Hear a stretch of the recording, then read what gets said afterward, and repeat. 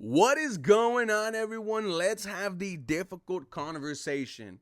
When it comes to second year quarterback CJ Stroud, he is having a sophomore slump.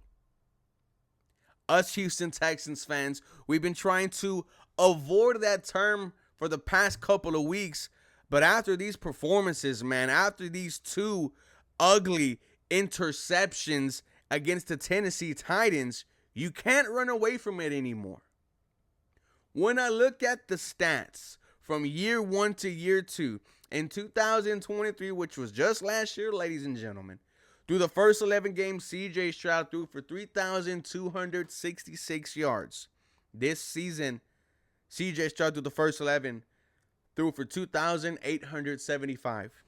Touchdowns, CJ Stroud last year 19, this year 14. Interceptions, CJ Stroud last season through the first 11 had 5. He only had 5 the entire year, and 3 of those came against the Arizona Cardinals. This season, CJ Stroud has thrown 9 interceptions, and these turnovers, there are no signs of them stopping. In the past 3 games, CJ Stroud has thrown 5. 300-yard game performances. Last season, there were 6. This season, there were 2. CJ Stroud is regressing, ladies and gentlemen. This Houston Texan offense is atrocious. It is hopeless. We know what happens in the second half. They shut down. We only average 8 points in quarters 3 and 4, and the Houston Texan offense have 5 games where they did not score 7 in the second half. And you saw Landry Locker tweet this out yesterday. The Houston Texans defense has more touchdowns in the second half than the Houston Texans in the last 5 weeks. What are we doing here, ladies and gentlemen? Now, I will say this. When it comes to the Houston Texan offense, the problems, they don't start with CJ Stroud. To me, CJ Stroud is third on the list. And I think this second year slump from quarterback CJ Stroud is a result of this offense's inefficiencies. Inefficiencies like being unable to protect quarterback CJ Stroud. He's still one of the highest sacked quarterbacks, one of the highest pressured quarterbacks in the league. And then you add on the second year offensive coordinator, Bobby Slowick, who has shown all year he cannot come up with a consistent game plan where the pass and the run are working at the same time. It's either the pass is working and the run is crap, or the run is great, or the pass is crap, or it's all crap together. All of that has led up to CJ Stroud struggling in year 2. Now, before we really jump into it, ladies and gentlemen, this episode is brought to you empowered by BetUS, giving you a 150% sign-up bonus on your first deposit, up to $2,000. On your second and third, it's a 125% bonus. Promo code YouTube150, quick 24-hour payouts, 24-hour customer service. BetUS, ladies and gentlemen, where the game begins.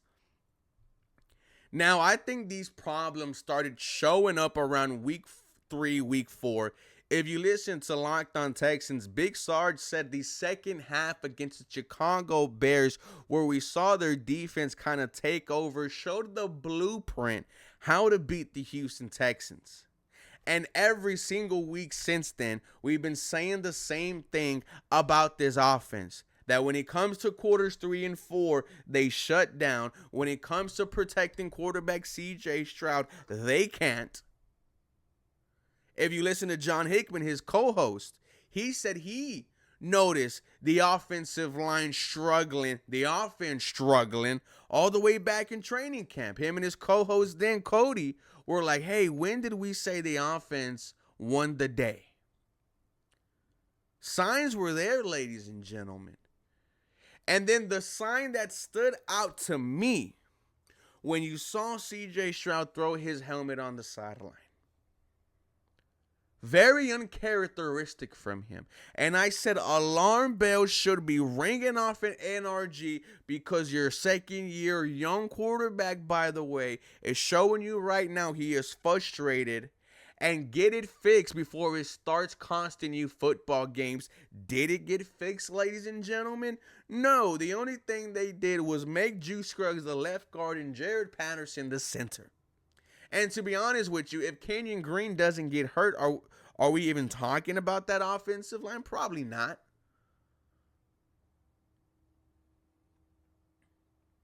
I don't know why the sense of urgency with this organization is not at an all-time high when you have a young franchise quarterback, because history has shown the Houston Texans, they're not that good with franchise quarterbacks. David Carr, Deshaun Watson. You're thinking third time's a charm. You bring in D'Amico. You have a crazy offseason, and you're still seeing, and I hate to say it, the same old Houston Texans.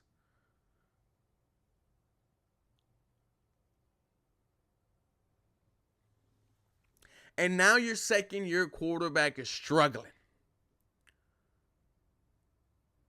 You see his confidence at an all-time low. You see his body language on the sideline. And you still have 5 games left in the season, ladies and gentlemen.